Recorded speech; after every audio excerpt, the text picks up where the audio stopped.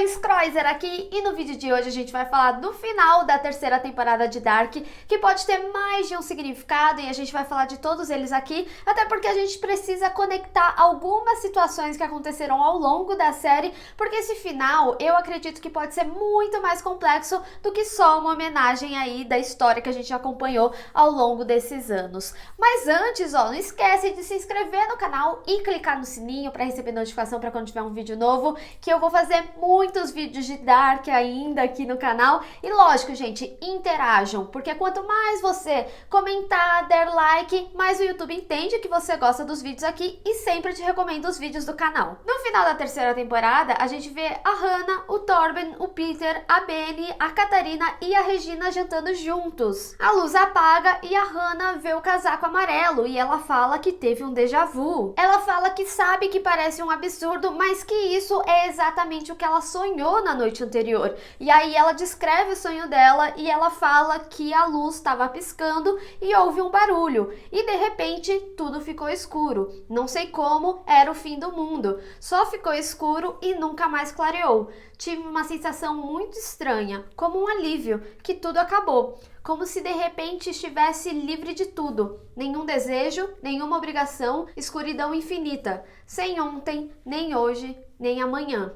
Nada. Esse momento é muito bonito porque a Hannah ela descreve exatamente o apocalipse causado pelo Tannhaus em 1986. A própria Cláudia Velha fala pro Adam que o Tannhaus destruiu o mundo dele, e essa descrição da Hannah ela tem um efeito bastante similar ao que a série mostrou quando acontece o apocalipse, que é completa escuridão. E todos que estavam em Winden provavelmente morreram, como aconteceu no mundo B da Martha. E eu também gosto muito dessa fala dela sobre não sentir nenhum desejo, nenhuma obrigação, até porque Dark sempre discutiu isso, sobre o livre-arbítrio, sobre o desejo e também os objetivos, e aqui na terceira temporada isso retorna quando o Noah tá explicando para Elizabeth sobre o paraíso, e ele fala: o homem é livre para fazer o que quer, mas não para querer o que quer. Todos os caminhos que seguimos em nossas vidas, toda decisão que tomamos, serão guiados pelo nosso desejo mais profundo. Não podemos lutar contra esse desejo. Ele determina todas as nossas ações, mesmo que elas pareçam difíceis e inimagináveis. Então seria o fim do mundo o paraíso, já que ele seria livre de dor e sofrimento? Para a gente entender melhor esse final, é muito importante a gente entender o conceito de déjà vu.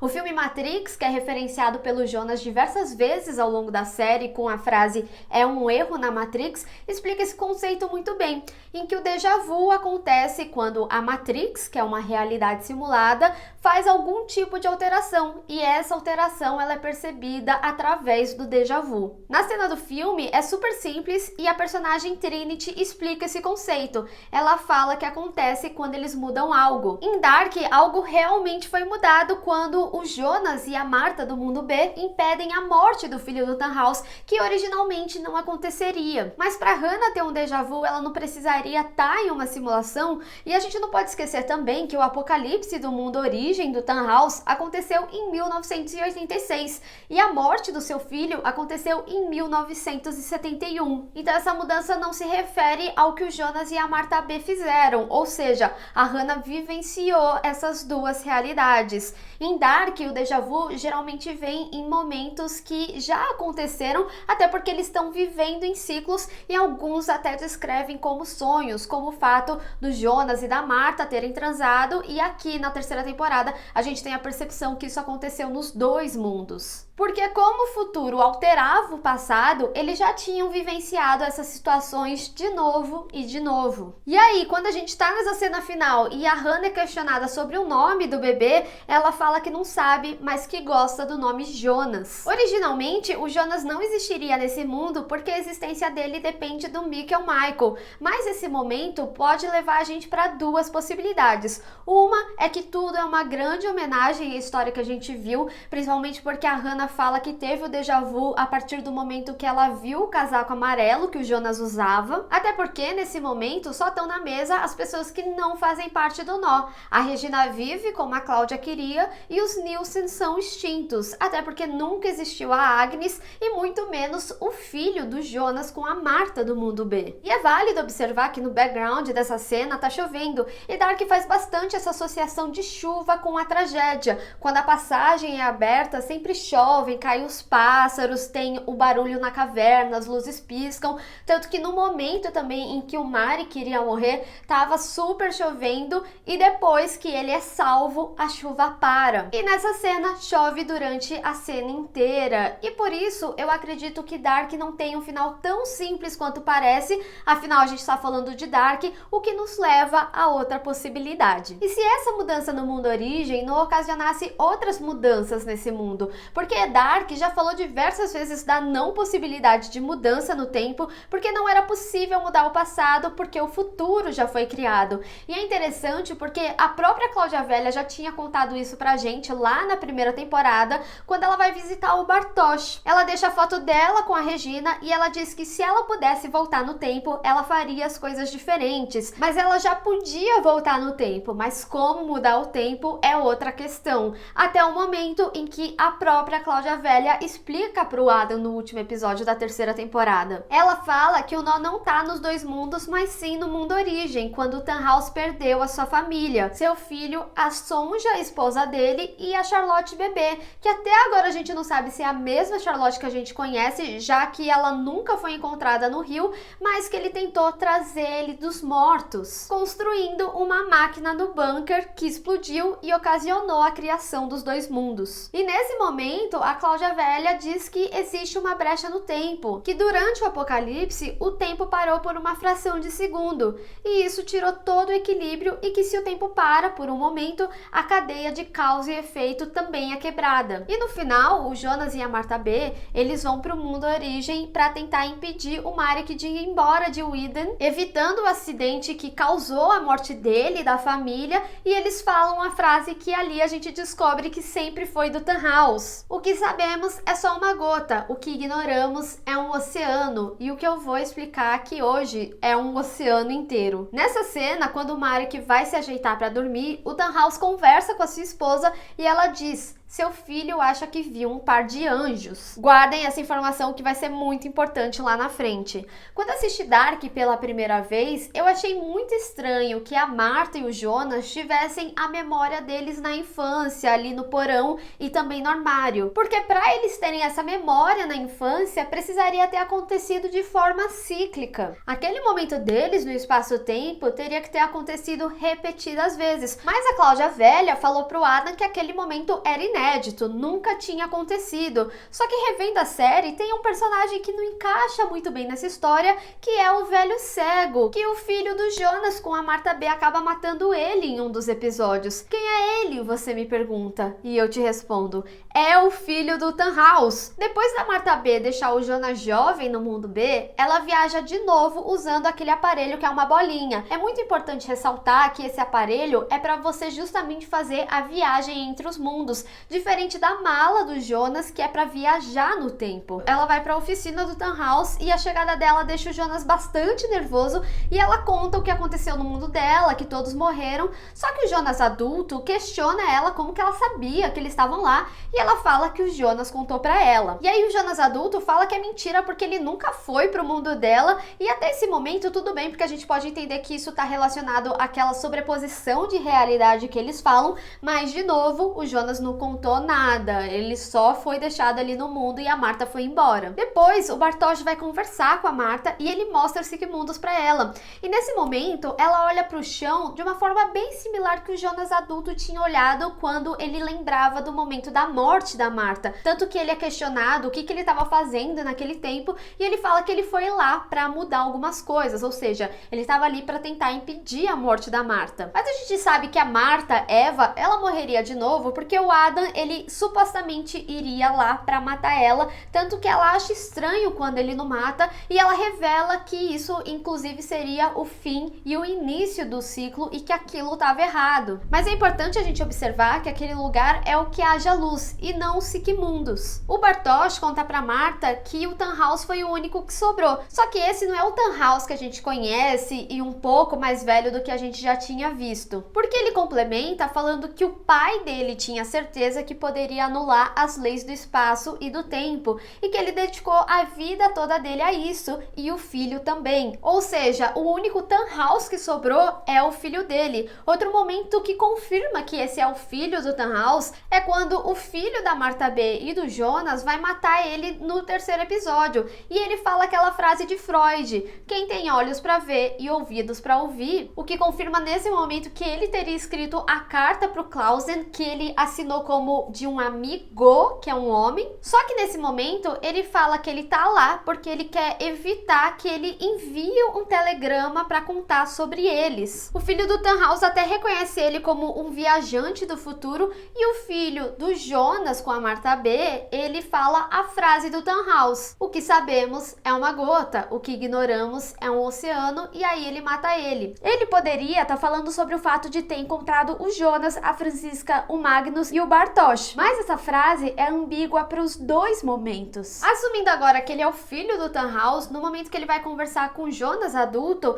ele fala que essa moça mexeu com ele, e depois ele diz: quando eu encontrei vocês foi um sinal, um presente dos céus, se referindo justamente ao momento que o Jonas e a Martha B vão impedir a morte dele. E falando exatamente o que a esposa dele fala pro Tannhaus: o seu filho acha que viu um par de anjos, ou seja, um presente dos céus. É como se fosse uma sobreposição de mundo, não só de realidade. No terceiro episódio, o Jonas adulto vai questionar a Martha sobre a questão de ter ido no mundo dela e não se lembrar. E ela também fala nesse momento que não foi ela que escreveu a carta, que ele tinha que acreditar nela. Mas a série revela que quem escreveu a carta foi a Martha do mundo B. Nesse momento, o Jonas adulto fala que o pai do velho Tannhaus tentou resgatar uma pessoa dos mortos, sua esposa. Mas a série mostrou outra perda, a perda do filho. De novo, guardem essa informação. O Jonas adulto diz que o Tannhaus sabia que a possibilidade de viajar no tempo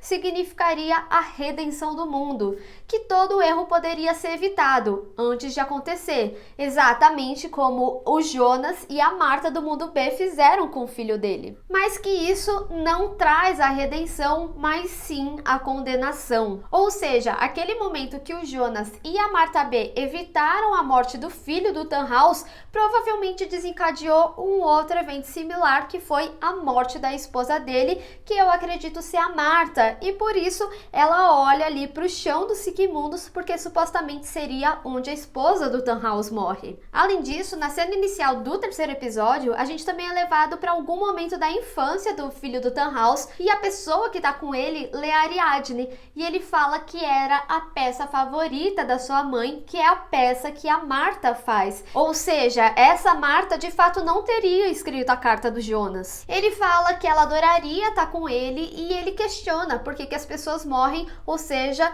dando aí mais uma vez a confirmação que a mãe morreu. E nesse momento o Senhor diz: os mortos nunca estão realmente mortos, eles podem não estar aqui e agora, mas tudo que um dia já viveu vive para sempre no tempo infinito. Ele também tá com o relógio da Charlotte, o que poderia ser a Charlotte nessa realidade, que gosta de Ariadne. E a gente tem que lembrar que o filho da Martha B com Jonas leva esse livro e o relógio junto com as chaves. As chaves a gente sabe para que ele precisava para desencadear o apocalipse nos dois mundos, mas e o livro e o relógio? Aí eu fiquei pensando que provavelmente o que aconteceu foi algo bem similar ao que acontece em De Volta para o Futuro. Em De Volta para o Futuro 2, o Marty McFly precisa ajudar o filho dele e impedir que ele se meta em problema. Só que no meio do processo, o Biff acaba encontrando aquele manual dos jogos que tinha o resultado de todos os jogos do futuro, o que faz com que o Biff se torne extremamente rico. E aí o Marty McFly precisa viajar de novo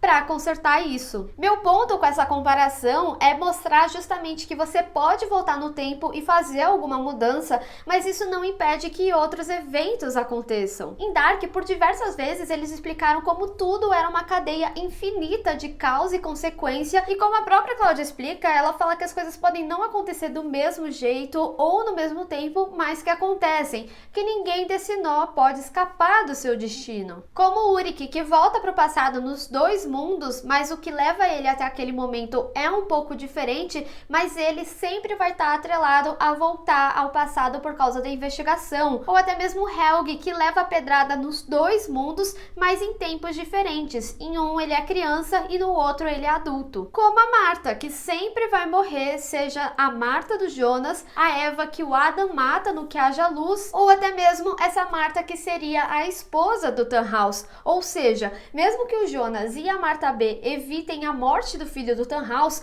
o Tannhaus está fadado a esse momento da perda. Então, ao evitar a perda do filho, isso ocasionaria a perda da esposa em outro tempo. E logo no início da temporada, a gente vê o Bartosz explicando sobre o buraco negro na sala de aula. E eu creio que esse momento que a gente vê os personagens sumindo seja exatamente isso que ele descreve sobre o buraco negro, quando os mundos estão implodindo, só que de uma forma muito bonita. E nessa explicação, ele fala que acontece uma força gravitacional enorme a ponto de tudo ser atraído, que ninguém sabe o que está por trás disso. Talvez nada, ou pode ser um outro mundo que não é nada como a gente conhece. Ou seja, realmente algo que a série nunca mostrou pra gente, como a morte da esposa do Tannhaus, ou até mesmo a existência do Jonas vir a partir da Hannah e do Wooller. Sem a necessidade do Mikkel, porque a gente estaria falando de um outro nó, um outro mundo que não é nada como a gente conhece.